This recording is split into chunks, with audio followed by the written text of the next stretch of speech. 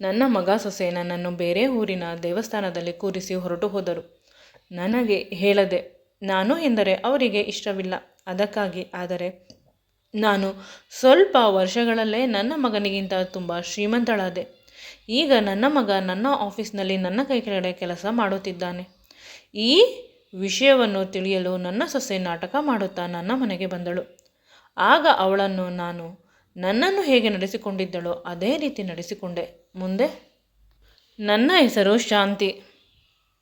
ನಮ್ಮದು ಹಳ್ಳಿ. ಆದರೂ ಕೂಡ ಆಗಿನ ಕಾಲದಲ್ಲಿ ನನ್ನದು SSLC ಆಗಿತ್ತು. ಇನ್ನು ಮುಂದೆ ಓದಬೇಕು ಅಂದರೆ ಬೆಂಗಳೂರಿಗೆ ಬರಬೇಕಿತ್ತು. ವಯಸ್ಸಿಗೆ ಬಂದ ಹುಡುಗಿ ಬೇರೆ ಊರಿಗೆ ಹೋಗಿ ಓದುವುದು ಬೇಡ ಅಂತ ಅಪ್ಪ ಮದುವೆ ಸಂಬಂಧವನ್ನು ಹುಡುಕುತ್ತಿದ್ದರು. ನಮ್ಮ ಸಂಬಂಧದಲ್ಲೇ ತುಂಬ ಒಳ್ಳೆಯ ಹುಡುಗರು ಇದ್ದರು. ನನ್ನ ಸೋದರ ಮಾವನ ಮಗ ಶ್ರೀನಿವಾಸನಿಗೆ ನಾನು ಎಂದರೆ ಪ್ರಾಣ. ಅವನ ಜೊತೆ ಮದುವೆ ಮಾಡು ಅಂತ ಹೇಳಿದರೆ ಅಪ್ಪ ಒಪ್ಪಲಿಲ್ಲ. ಅವನು ವ್ಯವಸಾಯ ಮಾಡುತ್ತಾ ಇದ್ದಾನೆ ಅಂತ. ಅಮ್ಮನಿಗೆ ಶ್ರೀನಿವಾಸ ಎಂದರೆ ತುಂಬ ಇಷ್ಟ. ತುಂಬ ಒಳ್ಳೆಯ ಹುಡುಗ, ನನ್ನ ಮಗಳನ್ನು ಪ್ರೀತಿಯಿಂದ ನೋಡಿಕೊಳ್ಳುತ್ತಾನೆ, ತುಂಬ ಜಮೀನಿದೆ ಅಂತ. ಅಪ್ಪ ನನ್ನ ಮಗಳು ಹಳ್ಳಿಯಲ್ಲಿ ಕೆಲಸ ಮಾಡುವುದು ಬೇಡ, ಸಿಟಿಯಲ್ಲಿ ಇರಬೇಕು, ಗೌರ್ಮೆಂಟ್ ಕೆಲಸದಲ್ಲಿ ಇರಬೇಕು, ಅಳಿಯ ಆಗುವವನು ನನ್ನ ಮಗಳನ್ನು ರಾಣಿಯ ರೀತಿ ನೋಡಿಕೊಳ್ಳಬೇಕು. ನೀನು ನನ್ನನ್ನು ಮದುವೆ ಆಗಿ ಏನು ಸುಖ ಅನುಭವಿಸಿದ್ದೀಯ, ಅವಳಿಗೂ ಕೂಡ ಪುನಃ ಅದೇ ಬಡತನ ಕೊಡುವುದು ಬೇಡ. ಅಮ್ಮ ವಿಧಿಯಿಲ್ಲದೆ ಅಪ್ಪನ ಮಾತಿಗೆ ಒಪ್ಪಿಕೊಂಡಳು. ಆದರೆ ನನಗೆ ಶ್ರೀನಿವಾಸನ ಮೇಲೆ ಪ್ರೀತಿ ಇತ್ತು. ಅದಕ್ಕೆ ಅವನ ಜೊತೆ ಓಡಿ ಹೋದೆ. ಆದರೆ ಅಪ್ಪನ ಗೆಳೆಯನಿಗೆ ಈ ವಿಷಯ ಗೊತ್ತಾಗಿ ಶ್ರೀನಿವಾಸನಿಗೆ ಚೆನ್ನಾಗಿ ಓಡಿಸಿದರು. ಅವನು ಆಸ್ಪತ್ರೆ ಸೇರಿದ. ಆಗ ನನಗೆ ಹೇಳಿದರು, ಅವನು ಜೀವಂತ ಇರಬೇಕಾದರೆ ನೀನು ನಾವು ಹೇಳಿದ ಹುಡುಗನನ್ನು ಮದುವೆ ಆಗಬೇಕು ಅಂತ. ಯಾರು ಏನು ಅಂತ ವಿಚಾರಿಸದೆ ಅಪ್ಪನ ಗೆಳೆಯನ ದೂರದ ಸಂಬಂಧಿಕನ ಮಗನ ಜೊತೆ ನನ್ನ ಮದುವೆ ಮಾಡಿಬಿಟ್ಟರು. ಆಗ ಅಮ್ಮ, ಅವಳು ತಪ್ಪು ಮಾಡಿರಬಹುದು, ಆದರೆ ಹುಡುಗನ ಬಗ್ಗೆ ಚೆನ್ನಾಗಿ ವಿಚಾರಿಸಿ ನಿಮ್ಮ ಗೆಳೆಯ ಹೇಳಿದ ಮಾತನ್ನು ಮಾತ್ರ ನಂಬಬೇಡಿ ಅಂತ. ಅಪ್ಪ ಯಾರ ಮಾತನ್ನು ಕೇಳುವ ಪರಿಸ್ಥಿತಿಯಲ್ಲಿ ಇರಲಿಲ್ಲ. ಅವರು ಮದುವೆ ಮಾಡಿದರು.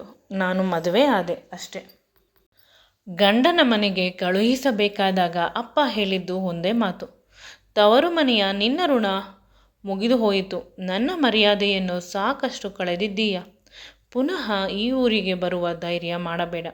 ಅಕಸ್ಮಾತ್ ನಿನಗೆ ಮಕ್ಕಳಾದರೆ ನಿನ್ನ ತಾಯಿಯನ್ನು ಅಲ್ಲಿಗೆ ಕಳಿಸುತ್ತೇನೆ. ಬಾಣಂತನ ಮಾಡಲು ನನ್ನ ಮತ್ತು ನಿನ್ನ ಸಂಬಂಧ ಇಂದಿಗೆ ಮುಗಿದು ಹೋಯಿತು ಅಂತ ಅಪ್ಪ ಕೋಪಗೊಂಡು ಹೋದರು. ಅವರು ಕೋಪಗೊಂಡರು. ಅಲ್ಲಿ ನನ್ನ ಪ್ರೀತಿಯ ಪ್ರಿಯಕರ ಶ್ರೀನಿವಾಸ ಆಸ್ಪತ್ರೆಯಲ್ಲಿ ಇನ್ನೂ ಟ್ರೀಟ್ಮೆಂಟಲ್ಲಿ ಇದ್ದಾನೆ. ಅಮ್ಮ ಅಸಹಾಯಕಳಂತೆ ಕಣ್ಣೀರು ಹಾಕುತ್ತಿದ್ದಾಳೆ. ಇವುಗಳನ್ನು ನೋಡಿ ನನಗೆ ಈಗಲೇ ಭೂಮಿ ಬಾಯಿ ತೆರೆಯಬಾರದೆ ಅಂತ ಅನಿಸಿತು. ಮೊದಲ ರಾತ್ರಿಯಲ್ಲಿ ಗಂಡ ಕೇವಲ ದೈಹಿಕ ಸುಖಕ್ಕಾಗಿ ಮಾತ್ರ ನನ್ನನ್ನು ಬಳಸಿಕೊಂಡ. ನೀನು ಯಾರು, ಹೇಗಿದ್ದೀಯಾ, ನನ್ನ ವಿಚಾರವನ್ನು ಏನೂ ಕೇಳಿಲ್ಲ. ಆ ಮನೆಯಲ್ಲಿ ಉಸಿರು ಕಟ್ಟುತ್ತಿತ್ತು. ಆದರೆ ವಿಧಿ ಇಲ್ಲ, ಇಲ್ಲೇ ಇರಬೇಕಿತ್ತು. ಗಂಡ ಅತ್ತೆ ಮಾವ ಹೇಳುವ ಪ್ರತಿ ಕೆಲಸಗಳನ್ನು ಮಾಡುತ್ತಿದ್ದೆ. ಆದರೂ ಏನಾದರೂ ತಪ್ಪನ್ನು ಹುಡುಕಿ ನನ್ನನ್ನು ಬೈಯುತ್ತಿದ್ದರು. ಸರಿಯಾಗಿ ಊಟ ಕೂಡ ಮಾಡಲು ಬಿಡುತ್ತಿರಲಿಲ್ಲ. ಅಮ್ಮ ತೆಗೆದುಕೊಟ್ಟ ಬಟ್ಟೆಗಳನ್ನು ಬಿಟ್ಟರೆ ಇವರು ಒಂದೇ ಒಂದು ಬಟ್ಟೆಯನ್ನು ಕೂಡ ತೆಗೆದುಕೊಟ್ಟಿಲ್ಲ. ಕೆಲವು ಬಟ್ಟೆಗಳು ಹರಿದು ಹೋಗಿತ್ತು. ನಾನು ಸೂಜಿಯಲ್ಲಿ ಹೊಲಿದುಕೊಂಡಿದ್ದೆ. ನನ್ನ ಬದುಕು ತುಂಬ ಚಿಂತಾಜನಕವಾಗಿತ್ತು. ನಾನು ಪ್ರೆಗ್ನೆಂಟ್ ಆದೆ. ಆಗ ಅತ್ತೆ ಗಂಡ ಎಲ್ಲ ಚೆನ್ನಾಗಿ ನನ್ನನ್ನು ಬೈದರು. ಮಾವ ಸ್ವಲ್ಪ ಈಗ ಸಾಫ್ಟ್ ಆಗಿದ್ದಾರೆ. ನನ್ನ ಕಷ್ಟಗಳನ್ನು ನೋಡಿ ಏನಾದರೂ ಎತ್ತಿಕೊಳ್ಳಲು ಸಹಾಯ ಮಾಡುತ್ತಾರೆ. ನನಗೆ ತುಂಬ ಕಷ್ಟದಲ್ಲಿ ನನ್ನ ಪ್ರೆಗ್ನೆನ್ಸಿ ಮುಗೀತು. ಏಕೆಂದರೆ ತುಂಬು ಗರ್ಭಿಣಿಯಾದರೂ ಕರುಣೆ ಇಲ್ಲದೆ ನನ್ನ ಕೈಯಲ್ಲಿ ಕೆಲಸ ಮಾಡಿಸುತ್ತಿದ್ದರು. ತುಂಬ ನೋವಾಗುತ್ತಿತ್ತು. ಕೇವಲ ಮನೆ ಕೆಲಸಕ್ಕೆ ರಾತ್ರಿ ಹೊತ್ತು ಆ ಮನುಷ್ಯನ ಸುಖಕ್ಕಾಗಿ ನನ್ನನ್ನು ಕರೆದುಕೊಂಡು ಬಂದಿದ್ದಾನೆ ಅಂತ ನೋವಾಗುತ್ತಿತ್ತು. ಆದರೂ ಕೂಡ ಅವರು ಹೇಳಿದ ಪ್ರತಿ ಕೆಲಸವನ್ನು ತುಂಬ ನಿಷ್ಠೆಯಿಂದ ಮಾಡುತ್ತಿದ್ದೆ. ಡೆಲಿವರಿ ಪೈನ್ ಬಂದು ಗಂಡ ಮತ್ತು ಅತ್ತೆಯನ್ನು ಎಷ್ಟು ಕೇಳಿಕೊಂಡರೂ ಅವರು ಆಸ್ಪತ್ರೆಗೆ ಸೇರಿಸಲು ಒಪ್ಪಲಿಲ್ಲ. ಆಗ ನನ್ನ ಮಾವ ಪಕ್ಕದ ಮನೆಯವರ ಸಹಾಯವನ್ನು ತೆಗೆದುಕೊಂಡು ಆಸ್ಪತ್ರೆಗೆ ಸೇರಿಸಿ ನನ್ನ ಅಮ್ಮನನ್ನು ಬರಲು ಹೇಳಿದರು. ತುಂಬ ಕ್ರಿಟಿಕಲ್ ಆಗಿತ್ತು ನನ್ನ ಕಂಡೀಷನ್. ಡಾಕ್ಟರ್ ಕೇಳಿದರು, ಇಬ್ಬರಲ್ಲಿ ಯಾರು ಬೇಕು, ಹೆಂಡತಿಯ ಅಥವಾ ಮಗುವ ಅಂತ. ನನ್ನ ಗಂಡನನ್ನು. ಆಗ ಗಂಡ ಮಗು ಆರೋಗ್ಯವಾಗಿದ್ದರೆ ಸಾಕು. ತಾಯಿಯ ಅವಶ್ಯಕತೆ ಇಲ್ಲ ನಮಗೆ. ಅವಳು ಎಂದೂ ಕೂಡ ಇಷ್ಟವಿಲ್ಲ. ನಮ್ಮ ಮನೆಯಲ್ಲಿ ಬಲವಂತವಾಗಿ ಅವಳ ಜೊತೆ ನನಗೆ ಮದುವೆ ಮಾಡಿದ್ದಾರೆ ಅಂತ ಡಾಕ್ಟರ್ ಬಳಿ ಅವನು ತೆಗೆದುಕೊಂಡ ಆಯ್ಕೆಗೆ ವಿವರಣೆ ನೀಡುತ್ತಿದ್ದರು. ಇದು ತುಂಬ ದುಃಖದ ವಿಷಯ. ಯಾರನ್ನು ನಂಬಿಕೊಂಡು ಮದುವೆಯಾದೆ? ಯಾರ ಜೊತೆ ಜೀವನ ಪರ್ಯಂತ ಕಳೆಯಬೇಕು ಅಂತ ಆಸೆಪಟ್ಟೆ? ಆ ಮನುಷ್ಯನಿಗೆ ನನ್ನ ಅಗತ್ಯ ಇಲ್ಲ. ನನ್ನ ಮೇಲೆ ಪ್ರೀತಿಯೇ ಇಲ್ಲ ಅಂದ ಮೇಲೆ ನಾನು ಏಕೆ ಈ ಭೂಮಿ ಮೇಲೆ ಇರಬೇಕು ಅಂತ ಜೋರಾಗಿ ಅಳಲು ಶುರು ಮಾಡಿದೆ. ಆಗ ಇನ್ನೂ ನೋವು ಜಾಸ್ತಿಯಾಗಿ ನನ್ನನ್ನು ಸಡನ್ನಾಗಿ ಆಪರೇಷನ್ ಥಿಯೇಟರ್ಗೆ ಕರೆದುಕೊಂಡು ಹೋದರು. ಅನಸ್ತೇಷಿಯಾ ಕೊಟ್ಟಿದ್ದರಿಂದ ನನಗೆ ಏನೂ ಅಷ್ಟು ತಿಳಿಯಲಿಲ್ಲ. ಸ್ವಲ್ಪ ಸಮಯದ ನಂತರ ಒಂದು ಪುಟ್ಟ ಮಗುವಿನ ಧ್ವನಿ ಕೇಳುತ್ತಿತ್ತು. ಪಕ್ಕ ನೋಡಿದರೆ ಆ ಮಗು ನನ್ನ ಪಕ್ಕ ಇದೆ. ಅವನನ್ನು ನೋಡಿ ನನ್ನ ಎಲ್ಲ ಕಷ್ಟಗಳನ್ನು ಮರೆತುಬಿಟ್ಟೆ. ಇನ್ನು ಇವನೇ ನನ್ನ ಪ್ರಪಂಚ ಅಂತ ಬದುಕಬೇಕು. ಗಂಡನನ್ನು ಬಿಟ್ಟುಬಿಟ್ಟೆ. ಅವನು ಪದೇ ಪದೇ ಮಗುವಿನ ಬಗ್ಗೆ ಕೇಳುತ್ತಿದ್ದ. ಆಗ ಕೋರ್ಟಿಗೆ ಹೋಗೋಣ, ಹೇಗಿದ್ದರೂ ತಾಯಿಯ ಹತ್ತಿರವೇ ಮಗು ಬರುವುದು. ನೀನು ಇನ್ನೊಬ್ಬರನ್ನು ಮದುವೆ ಆಗುತ್ತೀಯಾ? ನಾನು ಈ ಜನ್ಮದಲ್ಲಿ ಮದುವೆ ಆಗುವುದಿಲ್ಲ. ಬೇಕಾದರೆ ಬರೆದು ಕೊಡುವೆ. ಮಗುವನ್ನು ನನ್ನ ಕೈಗೆ ಒಪ್ಪಿಸುತ್ತಾರೆ. ನಂತರ ನೀನು ನನಗೆ ಜೀವನಾಂಶ ಕೊಡಬೇಕು ಅಂತ ಕೋಪದಿಂದ ಹೇಳಿದೆ. ಅವನಿಗೆ ಸ್ವಲ್ಪ ಇರಿಸು ಮುರಿಸು ಅನಿಸಿತು. ದುಡ್ಡಿನ ವಿಷಯದಲ್ಲಿ ಅವನು ತುಂಬ ಕಂಜೂಸ್. ನೀನೂ ಬೇಡ, ನಿನ್ನ ಮಗು ಬೇಡ ಅಂತ ಹೋದ. ನಾನು ಇನ್ನು ಕೆಲಸಕ್ಕೆ ಹೋಗುವ ಹುಡುಗಿಯನ್ನು ಮದುವೆ ಆಗುತ್ತೇನೆ ಅಂತ ಹೇಳಿ ಹಿಂದೆ ತಿರುಗಿ ನೋಡದೆ ಹೋದ. ನನ್ನ ಗಂಡ ನನ್ನನ್ನು ಮತ್ತು ಮಗುವನ್ನು ಒಂದೇ ಒಂದು ಬಾರಿ ಕೂಡ ಸರಿಯಾಗಿ ನೋಡಿಲ್ಲ. ಈಗ ಆ ಮಗುವಿಗೆ ತಂದೆ ತಾಯಿ ಎರಡು ನಾನೇ ಆಗಿ ದುಡಿಯುತ್ತಿದ್ದೇನೆ. ಮಗುವನ್ನು ಕೂಡ ಜೊತೆಯಲ್ಲಿ ಮನೆ ಕೆಲಸಕ್ಕೆ ಕರೆದುಕೊಂಡು ಹೋಗುತ್ತಿದ್ದೆ. ಅಮ್ಮನ ಆಶೀರ್ವಾದದಿಂದ ನನಗೆ ಒಳ್ಳೆಯ ಮನೆಗಳು ಸಿಕ್ಕಿದೆ. ಕೆಲಸ ಮಾಡಲು ಯಾರೂ ಕೂಡ ನನ್ನನ್ನು ಕೆಟ್ಟದಾಗಿ ನೋಡುವುದಿಲ್ಲ. ಅವರ ಮನೆಯ ಮಗಳ ರೀತಿ, ಮನೆಯಲ್ಲಿ ಒಬ್ಬಳು ಸದಸ್ಯರು ರೀತಿ ನೋಡುತ್ತಿದ್ದಾರೆ. ಅವರ ಪ್ರೀತಿ ಬಾಂಧವ್ಯಕ್ಕೆ ಕಣ್ಣೀರು ಬಂತು. ಮಗನನ್ನು ಓದಿಸಲು ಕೂಡ ಸಹಾಯ ಮಾಡಿದರು. ನಾನು ತುಂಬ ಖುಷಿಯಿಂದ ಇದ್ದೆ. ಕೊನೆಪಕ್ಷ ಮಗುವಿನ ವಿದ್ಯಾಭ್ಯಾಸಕ್ಕೆ, ಊಟ ಬಟ್ಟೆಗೆ ತೊಂದರೆ ಇಲ್ಲ. ದೇವರು ಅಷ್ಟು ಮಾತ್ರ ನನ್ನನ್ನು ನೆಮ್ಮದಿಯಾಗಿ ಇಟ್ಟಿದ್ದಾನೆ. ಆ ರಾಕ್ಷಸನ ಜೊತೆ ಸಂಸಾರ ಮಾಡುವ ಬದಲು ಇಲ್ಲಿ ನೆಮ್ಮದಿಯಾಗಿ ಬದುಕುತ್ತೇನೆ ಅಂತ ಅಂದುಕೊಂಡೆ. ಇಂದು ಬೆಳಿಗ್ಗೆ ಕೆಲಸ ಮಾಡಬೇಕಾದಾಗ ನಾನು ಕೆಲಸ ಮಾಡುವ ಮನೆಯ ಓನರ್ ಕೇಳಿದರು, ನೀನು ಎಷ್ಟು ಓದಿದ್ದೀಯ ಮಗಳೇ ಅಂತ. ನಾನು SSLC ಫಸ್ಟ್ ಕ್ಲಾಸಲ್ಲಿ ಪಾಸ್ ಮಾಡಿದ್ದೇನೆ. ಮುಂದೆ ನನ್ನ ಅಪ್ಪ ಓದಿಸಲಿಲ್ಲ ಅಂತ ನಡೆದ ವಿಷಯವನ್ನು ವಿವರವಾಗಿ ಹೇಳಿದೆ. ಅವರ ಕಣ್ಣುಗಳು ತುಂಬಿ ಬಂತು. ನಮ್ಮದು ಒಂದು ಚಿಲ್ಲರೆ ಅಂಗಡಿ ಇದೆ. ನೀನು ಅದನ್ನು ನೋಡಿಕೊಳ್ಳಬೇಕು. ನಿನಗೆ ಲೆಕ್ಕ ಬರುತ್ತದೆ ಅಲ್ಲವೇ ಅಂದಾಗ ಹೌದು ಅಂತ ಖುಷಿಯಿಂದ ತಲೆ ಅಲ್ಲಾಡಿಸಿದೆ. ಬೆಳಿಗ್ಗೆ ಬೇಗ ಬಂದು ಮನೆ ಕೆಲಸವನ್ನೆಲ್ಲ ಅಚ್ಚುಕಟ್ಟಾಗಿ ಮಾಡಿ ಆನಂತರ ಅಂಗಡಿಗೆ ಹೋಗಬೇಕು. ನಿನಗಿಂತ ಮುಂಚೆ ಇನ್ನೊಬ್ಬ ಹುಡುಗ ಇರುತ್ತಾನೆ. ಅವನು ಕೂಡ ಚೆನ್ನಾಗಿ ಕೆಲಸ ಮಾಡುತ್ತಿದ್ದಾನೆ. ಅವನು ಮತ್ತು ನೀನು ಇಬ್ಬರೂ ಸೇರಿ ಆ ಅಂಗಡಿಯ ವ್ಯಾಪಾರ ಚೆನ್ನಾಗಿ ಆಗುವಂತೆ ಮಾಡಬೇಕು. ಈಗ ಇರುವ ಚಿಲ್ಲರೆ ಅಂಗಡಿಯನ್ನು ದೊಡ್ಡ ಸೂಪರ್ ಮಾರ್ಕೆಟ್ ಮಾಡುವ ಜವಾಬ್ದಾರಿ ನಿಮ್ಮದು ಅಂತ ಹೇಳಿದರು. ನಾನು ಅವರ ಕಾಲಿಗೆ ಬಿದ್ದು ಆಶೀರ್ವಾದ ತೆಗೆದುಕೊಂಡೆ. ಹಿಂದೆ ಮುಂದೆ ಇಲ್ಲದ ನನಗೆ ಇಷ್ಟೊಂದು ಸಹಾಯ ಮಾಡಿದ್ದೀರಾ, ಯಾವ ಜನ್ಮದ ಪುಣ್ಯದ ಫಲವೋ ಅಂತ ಹೇಳಿದಾಗ ಅವರು ಹೇಳುತ್ತಾರೆ, ನಿನ್ನಂಥ ನಂಬಿಕಸ್ಥ ಹೆಂಗಸು ಇಂಥ ಸಂದರ್ಭದಲ್ಲಿ ಸಿಗುವುದು ತೀರಾ ಕಡಿಮೆ ಅಮ್ಮ. ನೀನು ನಮಗೆ ಸಹಾಯ ಮಾಡಿದ್ದೀಯಾ, ಅದು ನಿನಗೆ ತಿಳಿದಿಲ್ಲ. ನನ್ನ ಹೊಸ ಕೆಲಸ ಕೂಡ ಶುರುವಾಯಿತು. ಅಂಗಡಿಯ ಕೆಲಸ. ಇದು ಒಂದು ರೀತಿಯ ಸೊಗಸಾಗಿತ್ತು. ಅವರು ಹೇಳಿದ ರೀತಿ 5 ವರ್ಷದಲ್ಲಿ ಚಿಲ್ಲರೆ ಅಂಗಡಿಯಿಂದ ಅದನ್ನು ಸೂಪರ್ ಮಾರ್ಕೆಟ್ ರೇಂಜಿನ ಅಂಗಡಿಯಾಗಿ ನಾನು ಮಾಡಿದೆ. ಅಲ್ಲಿರುವ ಪ್ರತಿಯೊಬ್ಬರೂ ಅಲ್ಲೇ ಬಂದು ಸಾಮಗ್ರಿಗಳನ್ನು ತೆಗೆದುಕೊಂಡು ಹೋಗುತ್ತಿದ್ದರು. ತುಂಬ ಇನ್ಕಮ್ ಬರುತ್ತಿತ್ತು. ನನ್ನ ಸಂಬಳವೂ ಕೂಡ ಜಾಸ್ತಿ ಆಗುತ್ತಿತ್ತು. ಇದೇ ಸಮಯಕ್ಕೆ ನನ್ನ ಮಗ ಕೂಡ ತನ್ನ ವಿದ್ಯಾಭ್ಯಾಸವನ್ನು ಮುಗಿಸಿ ಒಂದು ಒಳ್ಳೆಯ ಕಂಪನಿಯಲ್ಲಿ ಕ್ಯಾಂಪಸ್ ಸೆಲೆಕ್ಷನ್ ಆದ. ಅವನು ಕೂಡ ಕೈ ತುಂಬ ದುಡಿಯುತ್ತಾನೆ. ಇನ್ನು ನನ್ನ ಅದೃಷ್ಟದ ದಿನಗಳು ಶುರುವಾದವು ಅಂತ ನಂಬಿದೆ. ಕೆಲಸ ಮುಗಿಸಿಕೊಂಡು ಇಂದು ಮನೆಗೆ ಹೋದವಳಿಗೆ ನನ್ನ ಮಗ ಈಗಾಗಲೇ ಬಾಗಿಲನ್ನು ಕಾಯುತ್ತಾ ನಿಂತಿದ್ದ ಒಂದು ಸುಂದರವಾದ ಹುಡುಗಿಯನ್ನು ಕರೆದುಕೊಂಡು ಬಂದಿದ್ದ. ಅವನ ಗೆಳತಿ ಇರಬಹುದು ಅಂತ ನಾನು ಅಷ್ಟೊಂದು ಗಮನಿಸಲಿಲ್ಲ. ನಂತರ ಅವನು ಕೋಪದಿಂದ ನನ್ನ ಜೊತೆ ಮಾತನಾಡಿದರೂ ನನಗೆ ಬೇಸರವಾಯಿತು. ನನ್ನ ಕೈಯಲ್ಲಿದ್ದ ಕೀಯನ್ನು ಕಿತ್ತುಕೊಂಡು ಬಾಗಿಲು ತೆಗೆದ. ಅವಳಿಗೆ ಅವನ ರೂಮನ್ನು ತೋರಿಸಿದ. ಕಾರಣ ಏನು ಅಂತ ಕೇಳಿದಾಗ, ನಾವಿಬ್ಬರು ಮದುವೆ ಆಗಿದ್ದೇವೆ, ರಿಜಿಸ್ಟರ್ ಮ್ಯಾರೇಜ್. ಇವಳು ನನ್ನ ಹೆಂಡತಿ, ಇವಳು ಇಲ್ಲೇ ಇರುತ್ತಾಳೆ, ನೀನು ಇವಳು ಹೇಳಿದ ಹಾಗೆ ಕೇಳಬೇಕು ಅಂದ. ನಾನು ನಿಂತಿರುವನ್ನೆಲ್ಲ ಕುಸಿಯಬಾರದೆ ಅಂತ ಅನಿಸಿತು. ಒಂದು ದಿನವೂ ಕೂಡ ಜೋರಾಗಿ ಮಾತನಾಡದ ನನ್ನ ಮಗ ಇವಳನ್ನು ಪ್ರೀತಿಸಿ ಇಂದು ಈ ರೀತಿ ಮಾತನಾಡುತ್ತಾನೆ ಅಂತ ದುಃಖವಾಯಿತು. ವಿಧಿ ಇಲ್ಲ, ಎಲ್ಲರೂ ನನ್ನನ್ನು ಶೋಷಣೆ ಮಾಡುವವರು. ಮಗ ಮತ್ತು ಸೊಸೆ ಹೇಳುವ ಕೆಲಸಗಳನ್ನು, ತಿನ್ನುವ ಅಡುಗೆಗಳನ್ನು ಮಾತ್ರ ನಾನು ಮಾಡುತ್ತಿದ್ದಿದ್ದು. ಆದರೂ ಕೂಡ ಪ್ರತಿದಿನ ನನ್ನನ್ನು ಚೆನ್ನಾಗಿ ಬೈಯುತ್ತಿದ್ದರು. ನಿನ್ನಿಂದ ನಮಗೆ ಖರ್ಚು, ನೀನು ಸರಿಯಿಲ್ಲ, ನೀನು ಅಂಥವಳು ಇಂಥವಳು ಅನ್ನುವ ಮಾತನ್ನು ಕೇಳಿ ಕೇಳಿ ಕಿವಿ ಸವೆದು ಹೋಗಿದೆ. ಸೊಸೆ ಸಣ್ಣ ಪುಟ್ಟ ವಿಷಯಕ್ಕೆ ಹೇಳುತ್ತಾಳೆ, ಅತ್ತೆ ನೀವು ವೃದ್ಧಾಶ್ರಮ ಸೇರಿಕೊಳ್ಳಿ ಅಂತ ಹೇಳುತ್ತಿದ್ದಳು. ಈ ವಿಷಯಗಳಿಂದ ನನ್ನ ತಲೆ ಸರಿ ಇರಲಿಲ್ಲ. ಈಗಾಗಲೇ ಕೆಟ್ಟು ಹೋಗಿದೆ. ಕೆಲಸವು ಸರಿಯಾಗಿ ಮಾಡಲಾಗದೆ ಮನೆಯಲ್ಲಿ ಇದ್ದೇನೆ. ಆಗ ಇನ್ನು ಬೈಗುಳ. ಕೆಲಸಕ್ಕೆ ಹೋಗಿ 4 ಕಾಸು ತರಬೇಕು. ಈ ರೀತಿ ಕುಳಿತುಕೊಂಡರೆ ಬೆಂಗಳೂರಿನ ಪೇಟೆಯಲ್ಲಿ ನಿಮ್ಮನ್ನು ಸಾಕುವುದು ಹೇಗೆ? ಬೈಗುಳಗಳು, ಅವಮಾನಗಳು ಜಾಸ್ತಿ ಆಯಿತು. ಒಮ್ಮೊಮ್ಮೆ ನನ್ನ ಮಗ ನನಗೆ ಹೊಡೆಯಲು ಬರುತ್ತಿದ್ದ. ಸಾಗರದ ಆಳದಷ್ಟು ಮನಸ್ಸಿನಲ್ಲಿ ದುಃಖವಾಗುತ್ತಿತ್ತು. ಸೊಸೆ ಎದುರಿಗೆ ಇನ್ನೂ ಜಾಸ್ತಿ ಅವಮಾನವಾಗುತ್ತಿತ್ತು. ನಾನು ಯಾರ ಮನೆಯಲ್ಲಿ ಕೆಲಸ ಮಾಡುತ್ತಿದ್ದೆ ಅವರೆಲ್ಲ ಮಗನಿಗೆ ಬುದ್ಧಿವಾದ ಹೇಳಿದರು. ಆದರೂ ಕೂಡ ಅವನು ಕೇಳುವ ಪರಿಸ್ಥಿತಿಯಲ್ಲಿ ಇರಲಿಲ್ಲ. ನಿನ್ನ ಅಮ್ಮ ತುಂಬ ಕಷ್ಟಪಟ್ಟು ನಿನ್ನನ್ನು ಸಾಕಿದ್ದಾಳೆ, ನೀನು ಅವಳನ್ನು ಚೆನ್ನಾಗಿ ನೋಡಿಕೊಳ್ಳಬೇಕು ಅಂತ ಹೇಳುತ್ತಿದ್ದರು. ಆದರೆ ಸೊಸೆಯ ಮಾಯದ ಮೋಹದ ಜಾಲದಲ್ಲಿ ಬಿದ್ದಿರುವ ನನ್ನ ಮಗನಿಗೆ ಈ ವಿಷಯಗಳನ್ನು ಅರ್ಥ ಮಾಡಿಕೊಳ್ಳುವ ವ್ಯವಧಾನ ಇಲ್ಲ. ಸೊಸೆ ಸರಿಯಾಗಿ ಊಟ ಕೂಡ ಹಾಕುತ್ತಿರಲಿಲ್ಲ.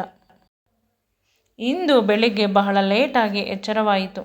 ಕಣ್ಣು ಬಿಟ್ಟಾಗ ನನ್ನ ಸೊಸೆ ಕಣ್ಣ ಎದುರಿಗೆ ಕಾಣಿಸಿದಳು. ಇನ್ನೂ ಭಯವಾಯಿತು. ಅವಳ ಮುಖ ನೋಡಿದರೆ ಇಂದು ಪೂರ್ತಿ ಕಷ್ಟ ಅಂತ ಅಂದುಕೊಂಡೆ. ಅಷ್ಟರಲ್ಲಿ ನನ್ನ ಮಗ ಬಂದು ಹೇಳುತ್ತಾನೆ, ಅಮ್ಮ ಸ್ನಾನ ಮಾಡಿ ರೆಡಿಯಾಗು, ನಾವೆಲ್ಲ ದೇವಸ್ಥಾನಕ್ಕೆ ಹೋಗೋಣ. ನಿನ್ನನ್ನು ಎಲ್ಲೂ ಕರೆದುಕೊಂಡು ಹೋಗುವುದಿಲ್ಲ. ಮನೆಯಲ್ಲಿ ಬಿಟ್ಟು ಎಷ್ಟು ವೀಕ್ ಆಗಿದ್ದೀಯ ನೋಡು ಅಂತ ತಬ್ಬಿಕೊಂಡ. ಇದೇ ಮೊದಲ ಬಾರಿ ಅವನು ಮದುವೆ ಆದ ಮೇಲೆ ನನ್ನ ಜೊತೆ ಇಷ್ಟು ಚಂದ, ಇಷ್ಟು ಕ್ಲೋಸ್ ಆಗಿ ಮಾತನಾಡಿದ್ದು. ನನ್ನ ಕಣ್ಣಿನಲ್ಲಿ ಕಣ್ಣೀರು ಬಂತು.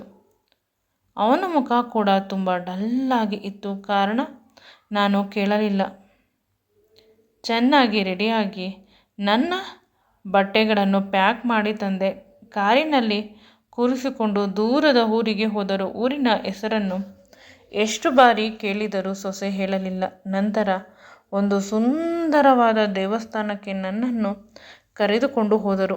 ಆ ದೇವಸ್ಥಾನವನ್ನು ನೋಡಿ ನನ್ನ ಕಣ್ಣುಗಳು ತುಂಬಿ ಬಂದವು.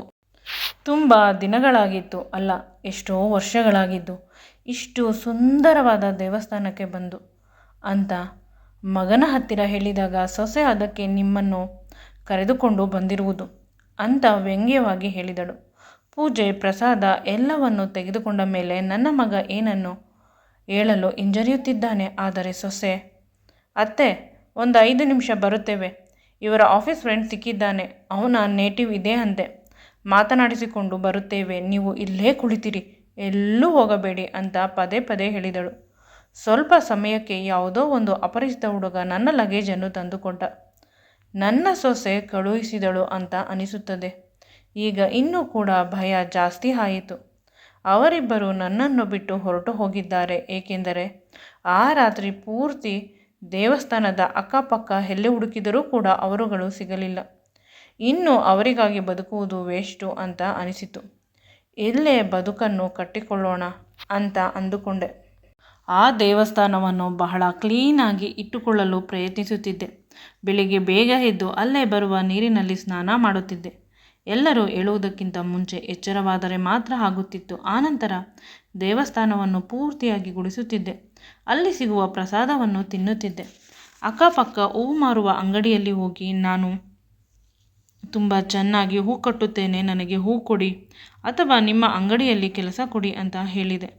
ಒಬ್ಬಳು ಮುದುಕಿ, ನನಗೆ ಸುಸ್ತಾಗುತ್ತದೆ, ನೀನು ಇಲ್ಲಿ ಕುಳಿತುಕೊಂಡು ನನಗೆ ಬಂದ ಸಂಪಾದನೆಯನ್ನು ಕೊಟ್ಟರೆ ಕೂರಿಸುತ್ತೇನೆ, ನಿನಗೆ ತಿಂಗಳಿಗೆ ಇಷ್ಟು ಅಂತ ಕೊಡುತ್ತೇನೆ, ಉಳಿದುಕೊಳ್ಳಲು ನನ್ನ ಗೆಳತಿಯ ಮನೆ ಇದೆ, ಅಲ್ಲಿ ಬೇಕಾದರೆ ಇರು ಅಂತ ದೇವಸ್ಥಾನದ ಹಿಂದಿನ ಲೈನ್ನಲ್ಲಿ ಇದ್ದ ಅವಳ ಗೆಳತಿಯ ಮನೆಯಲ್ಲಿ ಇರಿಸಿದಳು. ಅವಳ ಗೆಳತಿ ಕೂಡ ಒಬ್ಬಳೇ ಇದ್ದಳು. ಅವಳಿಗೂ ಕೂಡ ಸಣ್ಣ ಪುಟ್ಟ ಸಹಾಯ ಮಾಡುತ್ತಿದ್ದೆ. ನನ್ನ ಊಟ ನನಗೆ ಸಿಕ್ಕಿತು ಅಂತ ಅನಿಸಿತು. ಏಕೆಂದರೆ ದೇವಸ್ಥಾನದ ಬಳಿ ಸಾಯುವ ಕಾಲದಲ್ಲಿ ಕೆಲಸ ಮಾಡುವುದು ಪುಣ್ಯದ ಕೆಲಸ ಅಲ್ಲವೇ? ಎಂದಿನಂತೆ ಹೂ ಮಾರುತ್ತಿದ್ದೆ. ಒಂದು ದುಬಾರಿಯಾದ ಕಾರು ಬಂತು. ಅದರಿಂದ ಒಬ್ಬ ಮನುಷ್ಯ ಇಳಿದ. ಅವನು ಡ್ರೈವರ್ ಅಂತ ಅನಿಸುತ್ತದೆ. ಅವನು ಹಿಂದೆ ಸೀಟಿನಲ್ಲಿ ಕುಳಿತಿದ್ದ ಒಬ್ಬ ಸ್ವಲ್ಪ ವಯಸ್ಸಾದ ಮನುಷ್ಯನನ್ನು ಕೆಳಗೆ ಇಳಿಸಿದ. ನಿಧಾನವಾಗಿ ದೇವಸ್ಥಾನದ ಮೆಟ್ಟಿಲನ್ನು ಹತ್ತಿಸುತ್ತಿದ್ದ. ಮುದುಕನ ಕೈಯಲ್ಲಿ ಆಗುತ್ತಿರಲಿಲ್ಲ. ಆಗ ನಾನು ಅವರ ಹತ್ತಿರ ಹೋಗಿ, ಇಲ್ಲಿಂದ ಶಾರ್ಟ್ಕಟ್ ಇದೆ, ನಡೆದುಕೊಂಡು ಹೋಗಬಹುದು, ಮೆಟ್ಟಲು ಇಲ್ಲ ಅಂತ ಅಡ್ರೆಸ್ಸನ್ನು ಡ್ರೈವರ್ಗೆ ಹೇಳಿದೆ. ಮುದುಕನ ಮುಖವನ್ನು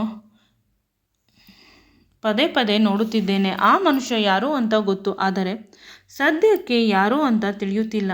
ನನ್ನನ್ನು ನೋಡುತ್ತಾ ಕಣ್ಣಲ್ಲಿ ನೀರನ್ನು ಹಾಕುತ್ತಿದ್ದಾನೆ. ಡ್ರೈವರ್, ಏಕೆ ಅಳುತ್ತಿದ್ದೀರಾ ಅಂತ ಕೇಳಿದಾಗ ನನ್ನ ಕಡೆಗೆ ಬೆರಳು ಮಾಡಿ ತೋರಿಸಿ, ನನ್ನ ಸೋದರ ಮಾವನ ಮಗಳು ಸಿಕ್ಕಿದಳು, ಅವಳಿಗಾಗಿ ಹುಡುಕದ ಜಾಗವಿಲ್ಲ, ಅವಳು ನನ್ನನ್ನು ಬಿಟ್ಟು ಹೊರಟು ಹೋದಳು ಅಂತ ದುಃಖದಿಂದ ದುಶ್ಚಟವನ್ನು ಕಲಿತೆ. ನಂತರ ಅತ್ತೆ ಹೇಳಿದಳು, ಅವಳ ಗಂಡ ತುಂಬ ಕೆಟ್ಟವನು, ಅವಳು ಅವನನ್ನು ಬಿಟ್ಟು ಬಿಡುತ್ತಾಳೆ, ನೀನು ಅವಳನ್ನು ಮದುವೆ ಆಗುತ್ತೀಯಾ ಅಂತ ಕೇಳಿದಳು. ನಾನೂ ಕೂಡ ಒಪ್ಪಿದೆ. ಆದರೆ ಆಗ ನನಗೆ ಅರ್ಥವಾಯಿತು, ಶ್ರೀನಿವಾಸ, ನಾನು ಪ್ರೀತಿಸಿದ ಶ್ರೀನಿವಾಸ ಅವನು. ಓಡಿ ಹೋಗಿ ಗಟ್ಟಿಯಾಗಿ ತಬ್ಬಿಕೊಂಡೆ. ಅವನು ನನ್ನ ತಲೆಯನ್ನು ತುಂಬ ಮೃದುವಾಗಿ ಸವರಿದ. ನಿನ್ನನ್ನು ಹುಡುಕದ ಜಾಗವಿಲ್ಲ, ಇಂದಲ್ಲ ನಾಳೆ ನಿನ್ನ ಮಗುವಿನ ಜೊತೆ ನೀನು ಸಿಕ್ಕೇ ಸಿಗುತ್ತೀಯಾ? ನಿನ್ನನ್ನು ಮತ್ತು ನಿನ್ನ ಮಗುವನ್ನು ತುಂಬ ಚೆನ್ನಾಗಿ ಸಾಕಬೇಕು ಅಂತ ನಾನು ತುಂಬ ದುಡಿದಿದ್ದೇನೆ. ಈ ಊರಿಗೆ ನಾನೇ ಶ್ರೀಮಂತ.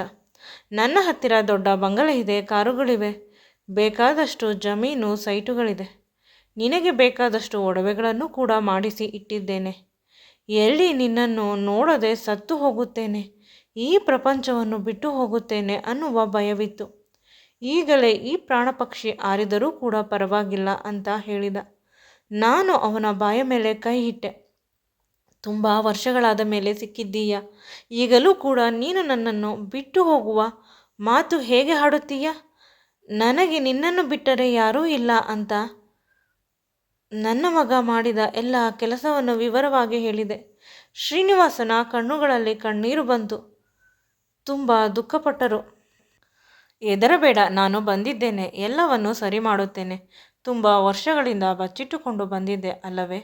ನಿನ್ನ ಮೇಲಿನ ಪ್ರೀತಿಯನ್ನು ಇಂದು ತೋರಿಸುವ ಅವಕಾಶ ಸಿಕ್ಕಿದೆ ಅಂತ ನನ್ನ ಕೈ ಹಿಡಿದುಕೊಂಡು ದೇವಸ್ಥಾನದ ಬಳಿ ಕರೆದುಕೊಂಡು ಹೋದ. ಅಲ್ಲೇ ಇದ್ದ ಅರಿಶಿಣದ ಕೊಂಬಿನ ತಾಲಿಯನ್ನು ನನ್ನ ಕತ್ತಿಗೆ ಕಟ್ಟಿದ. ಕಟ್ಟುವುದಕ್ಕಿಂತ ಮುಂಚೆ, ನಿನಗೆ ಇದು ಇಷ್ಟ ಅಲ್ಲವೇ ಅಂತ ಕೇಳಿದ. ನಾನು ಕಣ್ಣೀರು ಹಾಕುತ್ತಾ ಹೌದು ಅಂತ ತಲೆ ಅಲ್ಲಾಡಿಸಿದೆ. ಇಷ್ಟು ವರ್ಷವಾದ ಮೇಲಾದರೂ ಕೂಡ ನಮ್ಮಿಬ್ಬರ ಮದುವೆ ತುಂಬ ಸುಂದರವಾಗಿ ಸುಸೂತ್ರವಾಗಿ ಆಯಿತು. ಮದುವೆ ಅಂದರೆ ಮನಸ್ಸುಗಳ ಮಿಲನ ಅಷ್ಟೇ ಹೊರತು ದೇಹಗಳದ್ದು ಅಲ್ಲ. ನಾನು ತುಂಬ ಖುಷಿಪಟ್ಟೆ. ನನ್ನ ಬದುಕು ಈಗ ಮುಗಿದು ಹೋದರೂ ಕೂಡ ನನಗೆ ಯಾವುದೇ ಪಶ್ಚಾತ್ತಾಪವಿಲ್ಲ. ಆದರೆ ಇನ್ನೂ ಸ್ವಲ್ಪ ದಿನ ಶ್ರೀನಿವಾಸನ ಜೊತೆ ಬದುಕಬೇಕು, ನೂರ್ಕಾಲ ಅನ್ನುವ ಆಸೆ ಚಿಗುರೊಡೆಯಿತು. ನನ್ನ ಪಕ್ಕ ಅವನಿದ್ದರೆ ಪ್ರಪಂಚವೇ ಬೇಡ ಅಂತ ಅನಿಸಿ ಅವನನ್ನು ತಬ್ಬಿಕೊಂಡೆ. ನಮ್ಮಿಬ್ಬರ ಹೊಸ ಬದುಕು ಶುರುವಾಯಿತು. ಸುಂದರವಾಗಿತ್ತು, ಸುಮಧುರವಾಗಿತ್ತು, ಅನಂತವಾಗಿತ್ತು ಎಲ್ಲ. ಒಂದು ದಿನ ಇದ್ದಕ್ಕಿದ್ದಂತೆ ಶ್ರೀನಿವಾಸ ಹೇಳುತ್ತಾನೆ, ನಿನ್ನ ಮಗನಿಗೆ ತಕ್ಕ ಪಾಠ ಕಲಿಸಬೇಕು. ನನ್ನ ಕಂಪನಿಯ ಇನ್ನೊಂದು ಬ್ರಾಂಚ್ನಲ್ಲಿ ಅವನು ಕೆಲಸ ಮಾಡುತ್ತಿರುವುದು. ಮೇನ್ ಬ್ರಾಂಚ್ಗೆ ಟ್ರಾನ್ಸ್ಫರ್ ಮಾಡಿದ್ದೇನೆ. ನಾಳೆ ಅವನು ಬಂದು ಡ್ಯೂಟಿ ರಿಪೋರ್ಟ್ ಮಾಡಿಕೊಳ್ಳುತ್ತಾನೆ. ಆಗ CEO ಚೇರ್ನಲ್ಲಿ ಕುಳಿತುಕೊಂಡು ಅವನಿಗೆ ತಕ್ಕ ಪಾಠವನ್ನು ಕಲಿಸಬೇಕು ಅಂತ ಹೇಳಿದ. ಮೊದಲು ಸ್ವಲ್ಪ ಮುಜುಗರವಾದರೂ ಹೆತ್ತ ತಾಯಿಗೆ ಮೋಸ ಮಾಡಿದ ಸರ್ವಸ್ವವನ್ನು ಅವನಿಗೆ, ಅವನ ಬದುಕಿಗಾಗಿ ಧಾರೆ ಎರೆದೆ. ಇಂದು ನನಗೆ ಮುಜುಗರ ಏನೂ ಇಲ್ಲ, ಅವನಿಗೆ ಸರಿಯಾಗಿ ಮಾಡುತ್ತೇನೆ ಅಂತ ನಿರ್ಧರಿಸಿದೆ. ಅದೇ ರೀತಿ ಮಾರನೇ ದಿನ ಅವನು ಡ್ಯೂಟಿ ರಿಪೋರ್ಟ್ ಮಾಡಿಕೊಳ್ಳಲು ನನ್ನ ಚೇಂಬರ್ಗೆ ಬಂದ. ಅಲ್ಲಿ ನಾನು ತುಂಬ ಕಾಸ್ಟ್ಲಿ ಆಗಿರುವ ಸೀರೆ, ತುಂಬ ಬೆಲೆಬಾಳುವ ಒಡವೆಗಳನ್ನು ಹಾಕಿಕೊಂಡಿದ್ದೆ. ಶ್ರೀಮಂತರ ಮನೆಯ ಹೆಂಗಸಿನ ರೀತಿ. ಅದನ್ನು ನೋಡಿ ಅವನಿಗೆ ಶಾಕ್ ಆಯಿತು. ಅಮ್ಮ, ನೀನು ಇಲ್ಲಿ ಇದ್ದೀಯಾ? ಅದು ಹೇಗೆ ಸಾಧ್ಯ? ಯಾರು ನಿನ್ನ ಅಮ್ಮ? ನಾನು ಈ ಕಂಪನಿಯ CEO ಅಂತ ಹೇಳಿ ತುಂಬ ಖಾರವಾಗಿ ಮಾತನಾಡಿಸಿ ಅವನನ್ನು ಹೊರಗೆ ಕಳಿಸಿದೆ. ಅಷ್ಟೇ ಅಲ್ಲ, ತುಂಬ ಕಷ್ಟವಿರುವ ಕೆಲಸವನ್ನು ಅವನಿಗೆ ಕೊಟ್ಟೆ. ಬೆಳಿಗ್ಗೆ ಎಲ್ಲರಿಗಿಂತ ಮುಂಚೆ ಆಫೀಸ್ಗೆ ಬರಬೇಕು, ರಾತ್ರಿ ಎಲ್ಲರೂ ಹೋದ ಮೇಲೆ ಇವನು ಹೋಗಬೇಕು ಅಂತ ಹೇಳಿದೆ. ತುಂಬ ಕಷ್ಟಪಟ್ಟು ಹಗಲು ರಾತ್ರಿ ಕೆಲಸ ಮಾಡುತ್ತಿದ್ದಾನೆ. ಒಮ್ಮೊಮ್ಮೆ ಅಯ್ಯೋ ಅಂತ ಅನಿಸಿದರೂ ಕೂಡ ವಯಸ್ಸಾದ ತಾಯಿ ಅನ್ನೋದನ್ನು ನೋಡದೆ ಬೇರೆ ಊರಿನ ದೇವಸ್ಥಾನದಲ್ಲಿ ಬಿಟ್ಟು ಹೋಗಿದ್ದ. ಹೆಂಡತಿಯ ಮಾತನ್ನು ಕೇಳಿಕೊಂಡು ಅನುಭವಿಸಲಿ ಅಂತ ಸುಮ್ಮನಾದೆ. ಆದರೆ ಸ್ವಲ್ಪ ದಿನಗಳ ನಂತರ ಅವನ ಹೆಂಡತಿ ಬಂದು ನನ್ನನ್ನು ನೋಡಿ ಬೆಚ್ಚಿಬಿದ್ದಳು. ತನ್ನ ಗಂಡ ಇಷ್ಟು ದಿನವಾದರೂ ಮನೆಗೆ ಸರಿಯಾಗಿ ಬರುತ್ತಿಲ್ಲ, ಏನು ಕೆಲಸ ಅಥವಾ ನನಗೆ ಸುಳ್ಳು ಹೇಳುತ್ತಿದ್ದಾನೆ ಅಂತ ಪರೀಕ್ಷೆ ಮಾಡಲು ಬಂದವಳು. ಆದರೆ ನಾನು ಅವಳ ಜೊತೆ ಮಾತನಾಡುವ ಆಸಕ್ತಿ ತೋರಿಸಲಿಲ್ಲ. ಅದಕ್ಕೆ ನನ್ನ ಮ್ಯಾನೇಜರ್ ಸುಮ್ಮನೆ ಆದರು. ಅವಳು ನನಗಾಗಿ ಕಾಯುತ್ತಿದ್ದಳು. ಆದರೆ ನಾನು ಅವಳನ್ನು ನೋಡಿದರೂ ನೋಡದಂತೆ ಹೊರಗೆ ಹೋದೆ. ನನ್ನ ಹಿಂದೆ ಮುಂದೆ ತುಂಬ ಜನ ಸೆಕ್ಯೂರಿಟಿಗಳು ಇದ್ದರು. ಅದನ್ನು ನೋಡಿ ಅವಳಿಗೆ ಇನ್ನೂ ಭಯವಾಯಿತು ಅಂತ ಅನಿಸುತ್ತದೆ. ಬಿಟ್ಟ ಕಣ್ಣನ್ನು ಬಿಟ್ಟಂತೆ ನೋಡುತ್ತಾ ನಿಂತಿದ್ದಳು. ನಾನು ಮನೆಗೆ ಬಂದೆ. ನನಗೆ ಆಫೀಸ್ನಲ್ಲಿ ಕೆಲಸ ಇರಲಿಲ್ಲ. ಹಬ್ಬ ಇತ್ತು. ಹಬ್ಬಕ್ಕೆ ಎಲ್ಲ ತಯಾರಿ ಮಾಡಿಕೊಳ್ಳಬೇಕಿತ್ತು. ಮಗನ ಮನೆಯಲ್ಲಿ ಇದ್ದಾಗ ಪ್ರತಿ ಹಬ್ಬಕ್ಕೂ ತಯಾರಿ ಮಾಡುತ್ತಿದ್ದೆ. ನೀಟಾಗಿ ದೇವರಿಗೆ ಪೂಜೆ ಮಾಡಲು ಕೂಡ ಬಿಡುತ್ತಿರಲಿಲ್ಲ. ಅಗತ್ಯವಾದ ವಸ್ತುಗಳನ್ನು ಕೂಡ ಸರಿಯಾಗಿ ತಂದು ಕೊಡುತ್ತಿರಲಿಲ್ಲ. ತುಂಬ ಕೆಟ್ಟ ಕೆಟ್ಟ ಮಾತುಗಳನ್ನು ಆಡುತ್ತಿದ್ದರು. ಅದನ್ನೆಲ್ಲ ನೆನೆಸಿಕೊಂಡು ಸ್ವಲ್ಪ ದುಃಖವಾಯಿತು. ಈಗ ಏನು ಬೇಕಾದರೂ ಇಡಬಹುದು, ಎಷ್ಟು ಬೇಕಾದರೂ ಒಡವೆ, ಎಷ್ಟು ಬೇಕಾದರೂ ಚಂದ ಇರುವ ಸೀರೆ ತಂದು ಅಮ್ಮನಿಗೆ ಉಡಿಸಬಹುದು. ಪ್ರತಿ ಬಾರಿ ವರಮಹಾಲಕ್ಷ್ಮಿ ಹಬ್ಬ ಬಂದರೆ ನನಗೆ ಇಷ್ಟ, ಆದರೆ ಅವರುಗಳು ಸರಿಯಾಗಿ ಮಾಡಲು ಬಿಡುತ್ತಿರಲಿಲ್ಲ. ಇದಾದ 5 ನಿಮಿಷಕ್ಕೆ ಸೆಕ್ಯೂರಿಟಿ ಫೋನ್ ಮಾಡಿ ಹೇಳಿದ, ಅಮ್ಮ ಅವರೇ, ಯಾರೋ ನಿಮ್ಮ ಸೊಸೆಯಂತೆ ನಿಮ್ಮ ಜೊತೆ ಮಾತನಾಡಬೇಕಂತೆ, ಒಳಗಡೆ ಬಿಡಲ್ಲ ಅಂತ ಕೇಳಿದ. ನಾನು ಬಿಡಬೇಡ ಅಂತ ಹೇಳಿದೆ. ಇಂದಲ್ಲ ಎಂದೇ ಬಂದರೂ ಕೂಡ ಅವರು ನಮ್ಮ ಮನೆಯ ಒಳಗಡೆ ಬರಲು ಬಿಡಬೇಡ ಅಂತ ಹೇಳಿದೆ. ಅಷ್ಟರಲ್ಲಿ ನನ್ನ ಗಂಡನಿಗೆ ಫೋನ್ ಮಾಡಿ ಹೇಳಿದೆ, ನನ್ನ ಮಗನ ಜೊತೆ ಮಾತನಾಡಬೇಕು, ಅವನನ್ನು ಇಲ್ಲಿಗೆ ಕರೆದುಕೊಂಡು ಬರಬೇಕು ನೀನು ಅಂತ. ಮಗ ಬಂದಾಗ ತಕ್ಷಣ ಅಮ್ಮ ಅಂತ ತಬ್ಬಿಕೊಳ್ಳಲು ಹತ್ತಿರ ಬಂದ. ಆದರೆ ನಾನು ದೂರ ಹೋದೆ. ಅಮ್ಮ ಅಂತ ಕರೆಯಬೇಡ, ಒಂದು ಮಾತು ಕೇಳುತ್ತೇನೆ, ಅದಕ್ಕೆ ಹೌದು ಅಥವಾ ಇಲ್ಲ ಅಂತ ಹೇಳಬೇಕು. ಕೇವಲ ಸತ್ಯ ಹೇಳಬೇಕು, ಯಾವುದೇ ಕಾರಣಕ್ಕೂ ಸುಳ್ಳು ಹೇಳಬಾರದು. ಅಂದು ನನ್ನನ್ನು ದೇವಸ್ಥಾನದಲ್ಲಿ ಬಿಟ್ಟು ಹೋಗುವ ಯೋಚನೆ ಯಾರದು? ನಿನ್ನದ ಅಥವಾ ನಿನ್ನ ಹೆಂಡತಿಯದ? ಎಲ್ಲ ಅವಳದೇ ಅಮ್ಮ. ನಾನು ನನ್ನನ್ನು ಬಿಟ್ಟು ಕಳುಹಿಸುತ್ತೀನಾ? ನಾನು ತುಂಬ ಸಾಲ ಮಾಡಿಬಿಟ್ಟಿದ್ದೆ. ಆ ಮನೆಯ ಓನರ್ ಹೇಳಿದರು, ನಮ್ಮ ಮಗಳನ್ನು ಮದುವೆ ಆದರೆ ಸಾಲ ಮನ್ನಾ ಮಾಡಿಕೊಳ್ಳುತ್ತೇನೆ ಮತ್ತು ಅವಳನ್ನು ತುಂಬ ಪ್ರೀತಿಯಿಂದ ನೋಡಿಕೊಳ್ಳಬೇಕು ಅಂತ.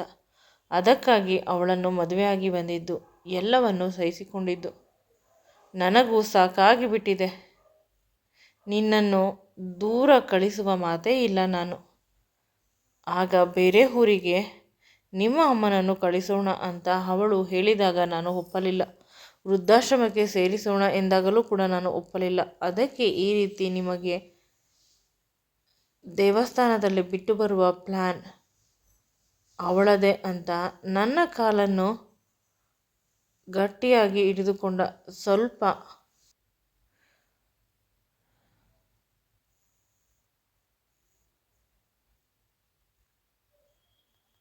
ಹೊತ್ತಿಗೆ ನನ್ನ ಕಾಲು ಒದ್ದೆಯಾಯಿತು. ಅವನ ಕಣ್ಣೀರಿನಿಂದ ಕೇಳಿದೆ, ಅವಳ ಜೊತೆ ಸಂಸಾರ ಮಾಡಬೇಕು ಅಂತ ಆಸೆ ಇದೆಯಾ? ಇಲ್ಲ ಅಂತ ಹೇಳಿದ. ಹಾಗಾದರೆ ಡೈವರ್ಸ್ ಕೊಡು. ನೀನು ಅವರ ಅಪ್ಪನಿಗೆ ಎಷ್ಟು ದುಡ್ಡು ಕಟ್ಟಬೇಕು ಅದನ್ನು ನಾನೇ ಕಟ್ಟಿ ತೀರಿಸುತ್ತೇನೆ ಅಂತ ಹೇಳಿದೆ. ಅವನು ಖುಷಿಯಿಂದ ಒಪ್ಪಿಕೊಂಡ. ಇದಾದ ಸ್ವಲ್ಪ ದಿನಕ್ಕೆ ನನ್ನ ಮಗನಿಂದ ಆ ಹುಡುಗಿಗೆ ಡೈವರ್ಸ್ ಕೊಡಿಸಿದೆ. ಅವಳು ಬಂದ ದಿನದಿಂದಲೂ ಇವನನ್ನು ತುಂಬ ಕೀಳಾಗಿ ಕಾಣುತ್ತಿದ್ದಳು. ಬಡವ ಅಂತ ಇವನು ತುಂಬ ಸಹಿಸಿಕೊಳ್ಳುತ್ತಿದ್ದ. ನನ್ನ ಮತ್ತು ಅವಳ ಮಧ್ಯೆ ತುಂಬ ಕಷ್ಟಪಟ್ಟಿದ್ದಾನೆ.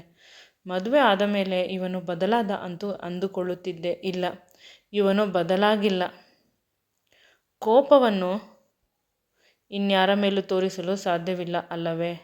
ನನ್ನ ಮೇಲೆ ತೋರಿಸುತ್ತಿದ್ದ ಅಷ್ಟೇ. ಈಗ ನನ್ನ ಮಗ ನೆಮ್ಮದಿಯಾಗಿದ್ದಾನೆ. ಅವನು ನನ್ನ ಕಂಪನಿಯ CEO ಆಗಿದ್ದಾನೆ. ಅದಕ್ಕೆ ಸರಿ ಹೋಗುವಂತೆ ಶ್ರೀನಿವಾಸನ ಗೆಳೆಯನ ಮಗಳನ್ನು ನನ್ನ ಮಗನಿಗೆ ಮದುವೆ ಮಾಡಿ ಕೊಡುತ್ತಿದ್ದಾರೆ. ಹುಡುಗಿ ತುಂಬ ಒಳ್ಳೆಯವಳು, ತಾಯಿಯ ಅನುಕಂಪ ಹೊಂದಿರುವವಳು. ಈಗ ತುಂಬ ಚೆನ್ನಾಗಿ ನನ್ನನ್ನು, ಶ್ರೀನಿವಾಸನನ್ನು, ಎಲ್ಲಕ್ಕಿಂತ ಹೆಚ್ಚಾಗಿ ಅವಳ ಗಂಡನನ್ನು ನೋಡಿಕೊಳ್ಳುತ್ತಾಳೆ. ಹಳೆ ಸೊಸೆಗೆ ಡೈವೋರ್ಸ್ ಕೊಟ್ಟು ನಂತರ ಅವಳು ಕೂಡ ಇನ್ನೊಂದು ಮದುವೆ ಆದಳು. ನನ್ನ ಮಗನ ಬದುಕಿನಲ್ಲಿ ಬಂದು ತುಂಬ ಕಷ್ಟ ಕೊಟ್ಟಿದ್ದಳು. ಈಗ ಬದುಕು ಸುಂದರವಾಗಿದೆ. ಮಗ ಸೊಸೆ ನಾವು ಹೇಳಿದ ಹಾಗೆ ಕೇಳುತ್ತಾರೆ. ಶ್ರೀನಿವಾಸ ಮತ್ತು ನನ್ನ ಸಂಬಂಧಕ್ಕೂ ಕೂಡ ಬೆಲೆ ಕೊಡುತ್ತಾರೆ. ವಯಸ್ಸಾದ ಮೇಲೆ ಮದುವೆ ಆದವರು ಅನ್ನುವ ಯಾವುದೇ ಕೀಳರಿಮೆ ಇಲ್ಲ. ಶ್ರೀನಿವಾಸ ಅವನ ಎಲ್ಲ ಆಸ್ತಿಯನ್ನು ನನ್ನ ಹೆಸರಿಗೆ ಮಾಡಿದ. ಮಗನ ಹೆಸರಿಗೆ ಮಾಡೋಣ ಅಂತ ಅಂದುಕೊಂಡೆ. ಆದರೆ ಅವನು ಪುನಃ ಮೋಸ ಮಾಡಿದರೆ ಅನ್ನುವ ಭಯವಾಯಿತು. ನಿನ್ನ ಹೆಸರಿಗೆ ಮಾಡುತ್ತೇನೆ. ನಾಮಿನಿ ನಿನ್ನ ಮಗನ ಹೆಸರನ್ನು ಹಾಕಿರುತ್ತೇನೆ. ನಾನು ಅವನನ್ನು ಗಟ್ಟಿಯಾಗಿ ತಬ್ಬಿಕೊಂಡು ಅಳಲು ಶುರು ಮಾಡಿದೆ. ನನ್ನ ಮೊದಲ ಗಂಡ ನನಗೆ ಅಂತ 100 ರೂಪಾಯಿಯ ಸೀರೆ ತೆಗೆದುಕೊಟ್ಟಿಲ್ಲ. ನೀನು ಇಷ್ಟೊಂದು ಆಸ್ತಿಯನ್ನು ಬರೆಯುತ್ತಿದ್ದೀಯ. ನಾನು ನಿನಗೆ ಮೋಸ ಮಾಡಿದೆ, ಕ್ಷಮಿಸು ಅಂತ. ಅತ್ತೆ. ಆಗ ಅವನು ಹೇಳುತ್ತಾನೆ, ಯಾರು ಯಾರಿಗೂ ಮೋಸ ಮಾಡಿಲ್ಲ. ಸಮಯ ಸಂದರ್ಭ ಆ ರೀತಿ ಇತ್ತು. ಪರಿಸ್ಥಿತಿ ಚೆನ್ನಾಗಿರಲಿಲ್ಲ. ಹಳೆಯದನ್ನೆಲ್ಲ ಮರೆತು ಇರುವ. ಸ್ವಲ್ಪ ದಿನವಾದರೂ ನೆಮ್ಮದಿಯಾಗಿ ಬದುಕೋಣ. ಯಾರಿಗೆ ಗೊತ್ತು, ಮುಂದಿನ ಜನ್ಮಕ್ಕೂ ನಾವಿಬ್ಬರೇ ಗಂಡ ಹೆಂಡತಿ ಆಗಬಹುದು ಅಲ್ಲವೇ ಅಂತ ಹೇಳಿದ. ನನಗೂ ಅದು ಸರಿ ಅಂತ ಅನಿಸಿತು. ನಾವು ಕಷ್ಟಪಟ್ಟಷ್ಟು ಕಾದಷ್ಟು ದೇವರು ನಮಗೆ ಒಳ್ಳೆಯದನ್ನು ಮಾಡುತ್ತಾನೆ ಅಲ್ಲವೇ. ಈ ವಿಡಿಯೋ ನಿಮಗೆ ಇಷ್ಟವಾಗಿದ್ದಲ್ಲಿ ನನ್ನ ಚಾನಲನ್ನು ಲೈಕ್ ಮಾಡಿ, ಶೇರ್ ಮಾಡಿ ಮತ್ತು ಸಬ್ಸ್ಕ್ರೈಬ್ ಮಾಡಿ. Thank you.